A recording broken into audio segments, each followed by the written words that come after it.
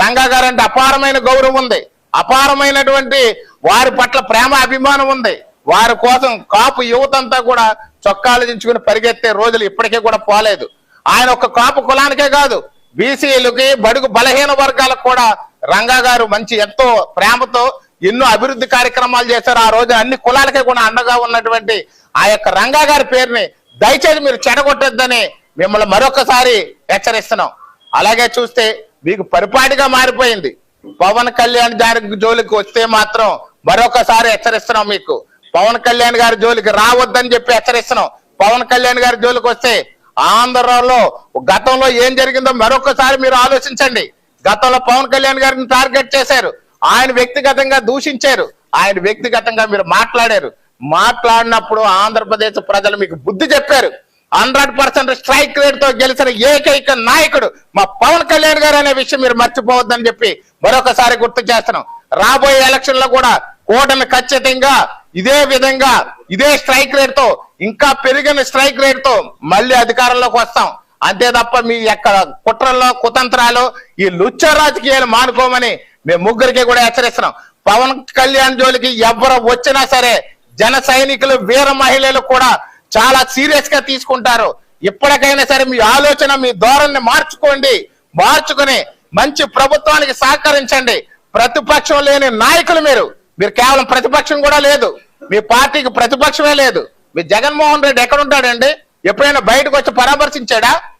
కనీసం మీ యొక్క జగన్మోహన్ రెడ్డి కారు కింద మీ కార్యకర్తను ఎక్కించేసినప్పుడు మీరందరూ ఏమైపోయారని ప్రశ్నిస్తున్నాను నేను. మీ కారు కింద పెడితే మీ కారు కింద పడిపోయి మీ కారు కింద చచ్చిపోతే కూడా కనీసం శవాన్ని తీసి హాస్పిటల్ కూడా పంపించే పరిస్థితుల్లో కూడా మీరు లేరు. కనీసం మీ కార్యకర్త పడిపోతే చూసి కూడా పట్టించుకోకుండా వెళ్ళి మీ మీటింగ్లు కండక్ట్ చేసుకున్న వాళ్ళు మీరే మమ్మల్ని ప్రశ్నించేది. ఒక్కసారి ఆత్మ పరిశీలన చేసుకోండి.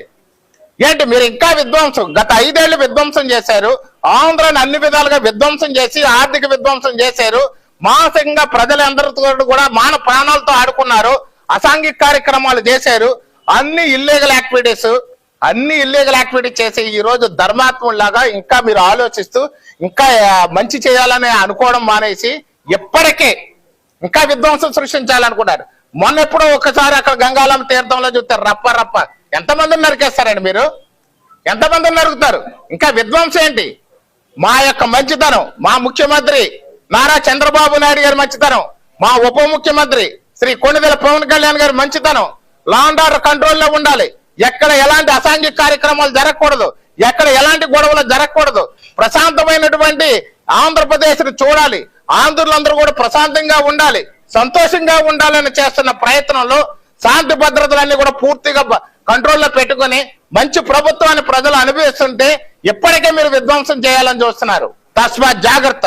దయచేసి ఇలాంటివి చేసి ఆంధ్ర ప్రజల్ని ఆంధ్రుల యొక్క మనోభావాలు దెబ్బతీయొద్దని మిమ్మల్ని హెచ్చరిస్తూ మరొకసారి అందరికీ కూడా ప్రింట్ అండ్ ఎలక్ట్రానిక్ మీడియా సోదరులందరికీ కూడా సార్ ఆయనకు కావాల్సింది ఆ రోజునే వాళ్ళ యొక్క వైసీపీ యొక్క క్యారెక్టర్ సరిగా లేకపోవడం వల్ల మనుషులందరినీ కూడా మహిళల్ని ముఖ్యంగా పవన్ కళ్యాణ్ గారిని టార్గెట్ చేసి వాళ్ళ రకరకాల ప్రెస్ మీట్లు పెట్టి విధ్వంసులు అదొక విధ్వంసం చేసినప్పుడు కేవలం పవన్ కళ్యాణ్ గారి వల్లే వైసీపీ పార్టీ ఓడిపోయింది. జగన్ గారు రోజు చెప్పారు, నిన్న అధఃపాతాళానికి తొక్కుదాని జగన్ నీ పార్టీని ఓడిస్తాను, ఖచ్చితంగా కూటమి ప్రభుత్వం నిలబెడతానని చెప్పి పవన్ కళ్యాణ్ గారు చెప్పారు.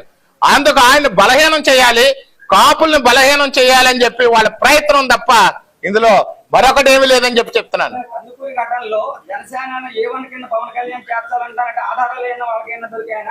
అసలు ఆధారాలు కాదు, కేవలం వాళ్ళ పబ్లిసిటీ కోసం ఏదోటి చేస్తే ఒక పబ్లిసిటీ వస్తుందేమో అని చెప్పేసి ఆశపడుతున్నారు. వాళ్ళు ఏం చేసినా వాళ్ళ పబ్లిసిటీ రాదు. ఎప్పుడు వచ్చిన వాళ్ళ పబ్లిసిటీ ఎలా ఉంటుందంటే ఇంకా పాతాళానికి వెళ్ళిపోయేలా వస్తుంది తప్ప పబ్లిసిటీ వాళ్ళకి అసలు మంచి మార్కులు ప్రజలు వేయడానికి రెడీగా లేరు. ప్రజలకు అసలు 1% కూడా విశ్వాసం లేనటువంటి వైసీపీ పార్టీగా ప్రజలు గుర్తించారు. ఖచ్చితంగా ఆ యొక్క ఎవరైతే ఆ బాధితుల కుటుంబం ఉందో పూర్తి స్థాయిలో కూటమి ప్రభుత్వం